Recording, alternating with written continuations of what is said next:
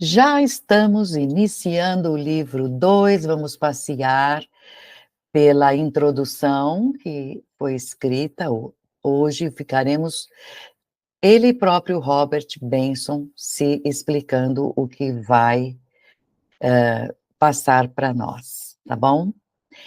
Ele foi um padre, mas um padre famoso. Ele primeiro era protestante, achou que não tinha respostas suficientes, passou para a Igreja Católica. Ele escreveu livros, livros, livros. E foi um padre muito eminente na vida terrena. E ele abandona agora as descrições da vida espiritual do livro 1, tá? De coisas que ele visitou, e mostra desta vez no livro 2 a atitude do mundo espiritual diante das crenças teológicas. Eles têm que receber as pessoas que acreditam que não existe mundo espiritual, tem que ensinar pessoas com paciência para dizer: sim, você está vivo, mas é no mundo espiritual, e por aí vai. É nessa pegada. Certos textos interpretados errados do Novo Testamento, esse livro promete a necessidade de reajustar os nossos pontos de vista sobre muitas coisas nessa nova posição que a gente alcança quando vai para o mundo espiritual. Isso é uma experiência comum a todos que vamos para lá, mesmo conhecendo. Imagina quem não conhece nada. Passaremos por muita surpresa quando a gente chegar na nossa casa espiritual. O nosso modo de viver muda muito, drasticamente é a palavra certa. É muito mais intenso, se for o caso de um padre, vocês podem imaginar, que se propôs até ensinar a doutrina que ensinaram para ele, ele colocou em livro. Então ele começa a falar: fui ensinado o quê? Então nós vamos entrar nesse mundo de contrastes, tá bom? Ele diz que olhar todas as comunicações com o mundo espiritual, para ele foi dito que são tratos com o demônio. Nessa hora, eu aconselho, procurem o livro Confissões de um Corruptor, escrito pelo Oswaldo Polidoro, porque é o desencarne de um padre, onde para ele vai ser mostrado onde foi. Porque este padre Robert subiu para altos planos porque tinha caráter, ética, moral, que é o tempo inteiro o que se cobra. Agora, o do livro sofre alguns reveses, convido, tá bom? Vamos então iniciar a leitura da introdução que ele faz. Os seres dos planos elevados observaram a evolução do homem na Terra e deram assistência o tempo inteiro nesta evolução. Porque quem participou da feitura da Terra, do adensamento das energias, ficou depois acompanhando a evolução. Eles observaram a progressão material, espiritual, que foi constante do homem. O homem, como é agora, não foi criado num instante, como a igreja ensina. A imagem e semelhança ao seu Criador. Piscou e já surgiu um homem? Não. Ele evoluiu calma e constantemente, desde a mais baixa das ordens das criaturas.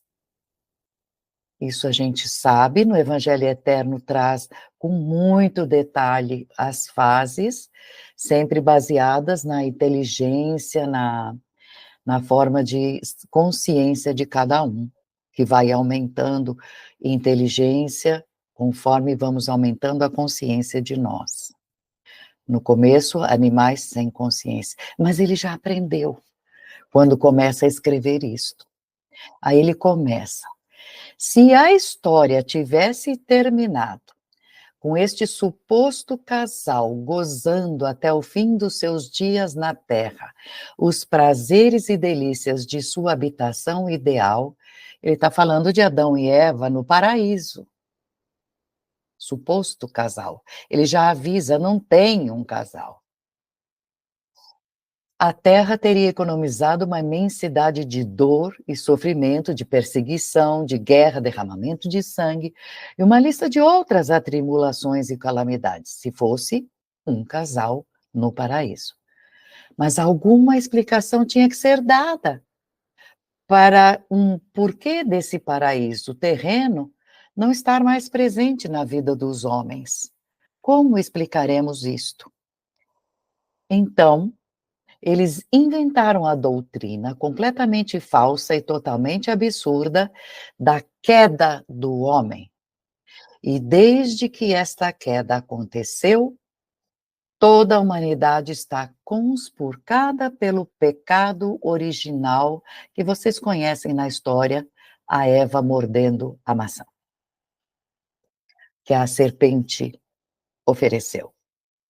Então ele segue, está na crença da igreja a qual eu pertenci quando eu estive na Terra, ele, Robert, que Adão e Eva eram imortais em seus corpos terrenos. Ué, Adão e Eva eram imortais, que o processo era conhecido, que é conhecido como morte física, era desconhecido, não tinha morte física. Estes dois indivíduos foram constituídos de tal forma que viviam como se tomassem parte do mundo espiritual e do mundo terreno. Foi o pecado destes dois supostos primeiros pais que levou Deus, o Pai do universo, a inventar a morte do corpo físico.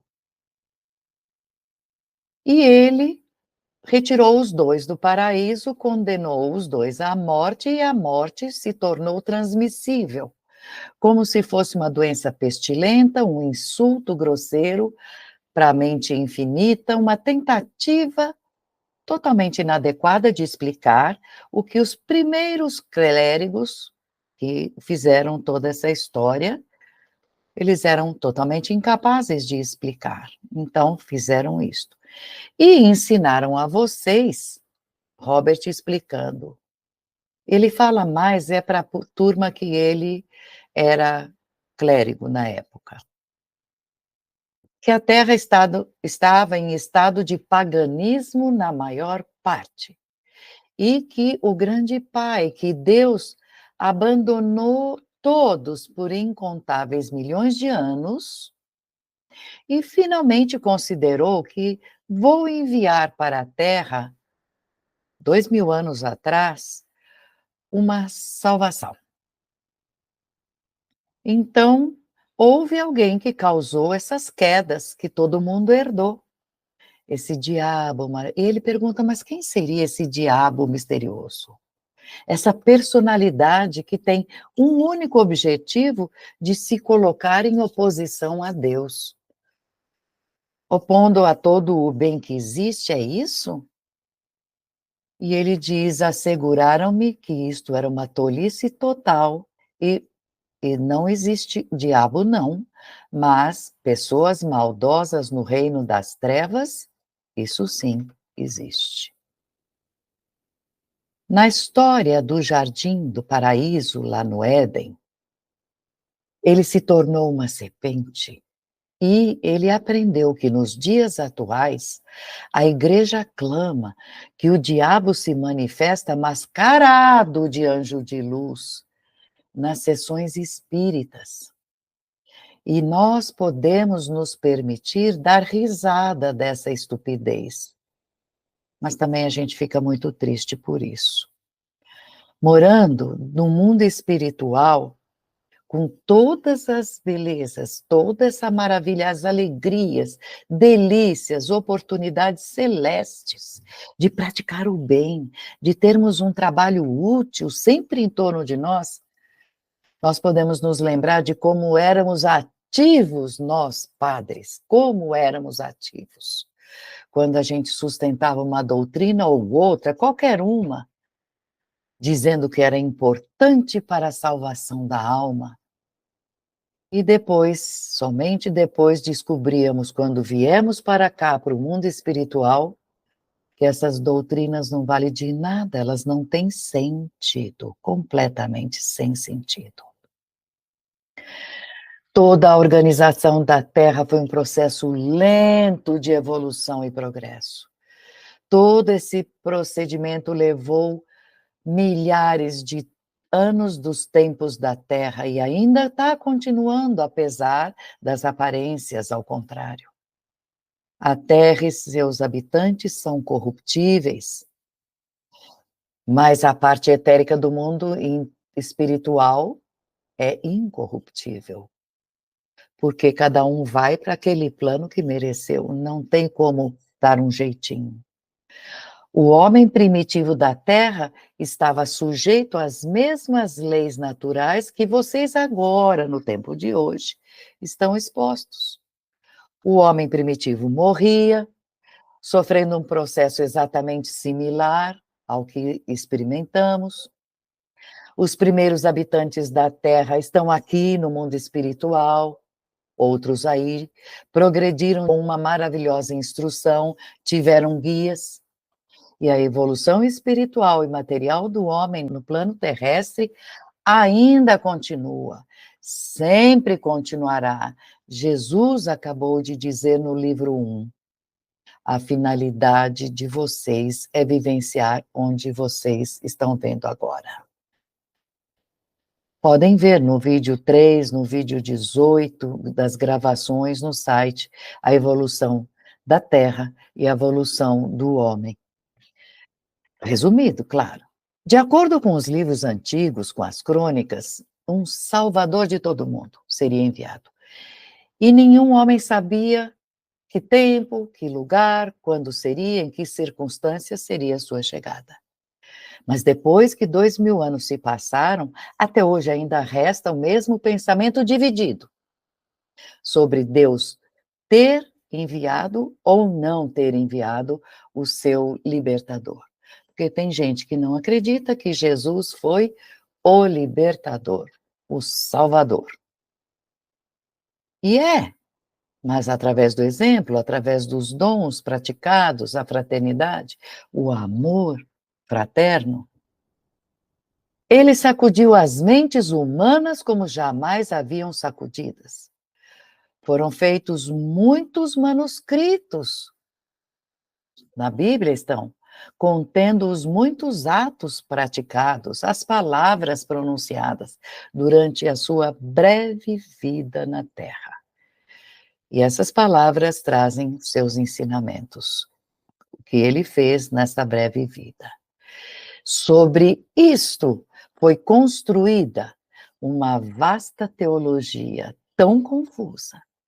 Palavras do Robert, ele falou, nossa, ele pregou isso, não se esqueçam jamais, que ele ensinava isso, e hoje ele diz, era tudo tão confuso, tão complexo, tão incompreensível, que nenhum homem pode explicar, e é também controversa, porque muitas seitas religiosas distintas são separadas, opostas, brigam entre si, depois que surgiram na Terra.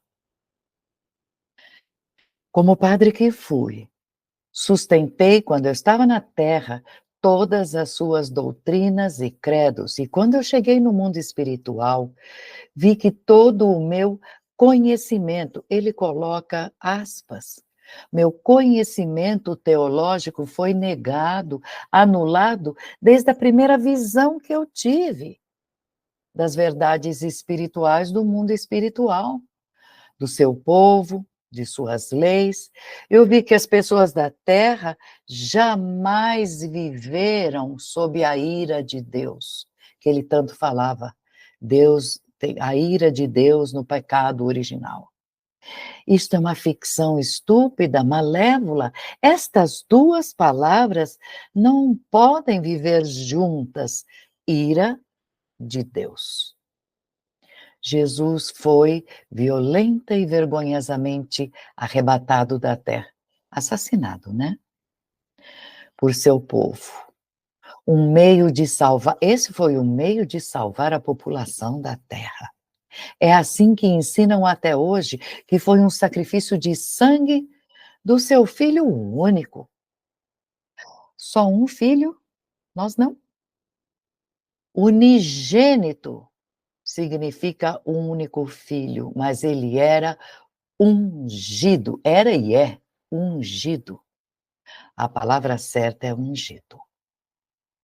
Crenças como essas são primitivas e bárbaras, monstruosas, se vistas à luz das grandes verdades que se aprende no mundo espiritual.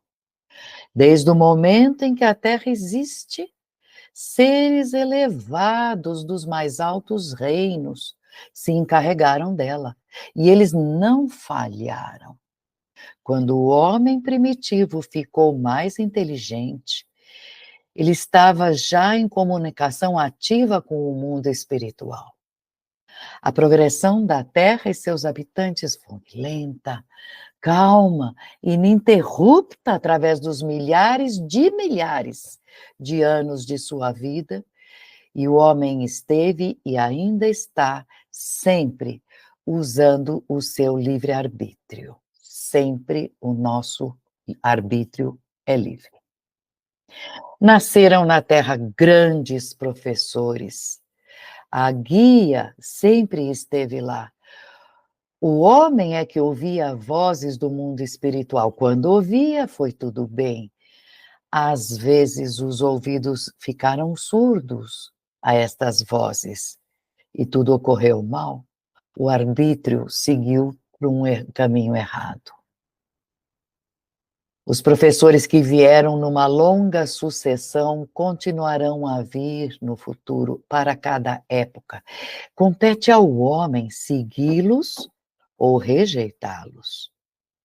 Nunca, nenhuma pessoa pode destinar para ninguém outro lugar no mundo espiritual que não seja aquele que a alma mereceu por ela mesma, pelas escolhas que fez.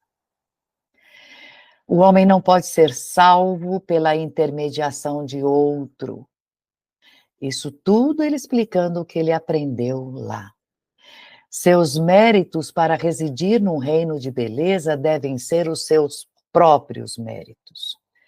Se o caso é esse, e é, de que serve a repetição constante dos credos, as orações elaboradas, reiteradas, perpétuas, de escuridão e longos formalismos, nas quais a vida do encarnado está envolto, sufocado?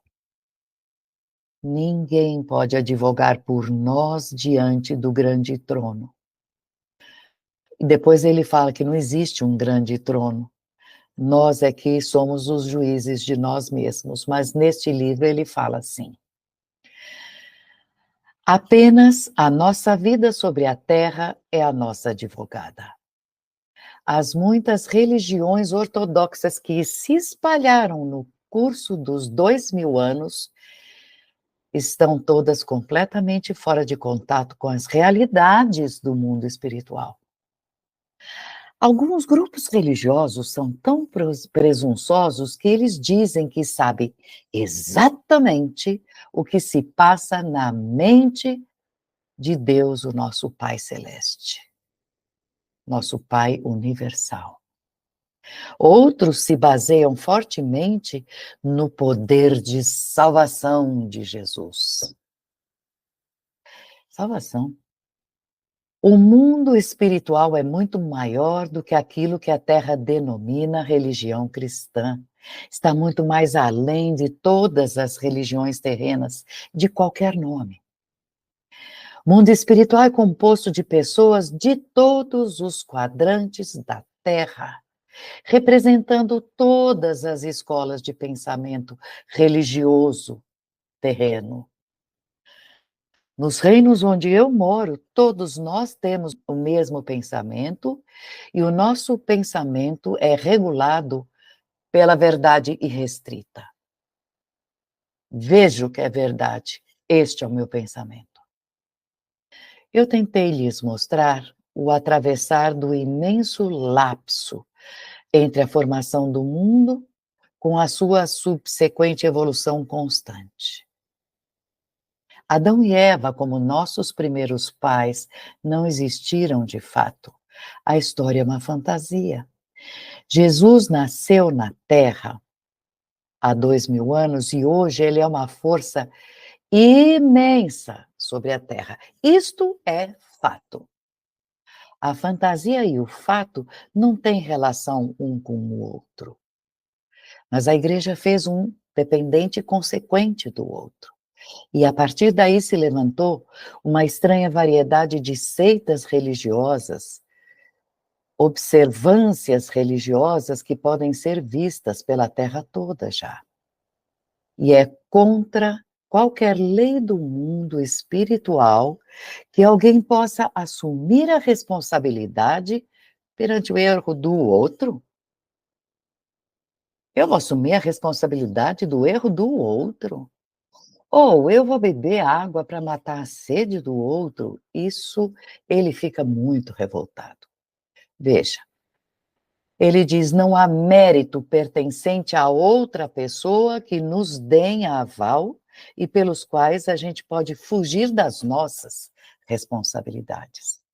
Mas eles vão dizer que Jesus é a grande alma que pereceu tão tragicamente. Ele é diferente. Ele está apartado, ele é divino. Ele é o Filho de Deus que veio para a terra para nos redimir. Ele, de fato, é o próprio Deus. A palavra certa é: ele já voltou a Deus, sim. Isto sim, pelo trabalho, ele é infuso. Ele completou sua estrada. Mas o que dizem é que ele é o próprio Deus. Então, já que para Deus tudo é possível, por isso é que Jesus fez aqueles milagres. Em virtude de sua divindade, Jesus também pode nos lavar de todos, não é um ou dois, todos os pecados, se a gente tiver fé o suficiente. E se fizermos o que a igreja manda. Devemos nos arrepender, é lógico, a igreja manda, mas isto é óbvio. Arrependimento. Mas quando a gente se arrepender, temos alguém que vai lutar, esse alguém arrependido, vai lutar pela causa dos que estão pelo mérito diante do sacrifício dele, pelo exemplo dele. Mas nós vamos nos salvar pelo exemplo dele, pelo que ele deixou. Nós vamos nos salvar. Isto é um pensamento, é uma crença muito confortante, muito confortável, só tem uma pequenina falha. Sabemos, simplesmente tudo isto não é verdade. Jesus não vai nos salvar. Vamos pensar nisso e ajudar a explicar com toda a lógica para quem ainda pensa nesses termos. Até a próxima.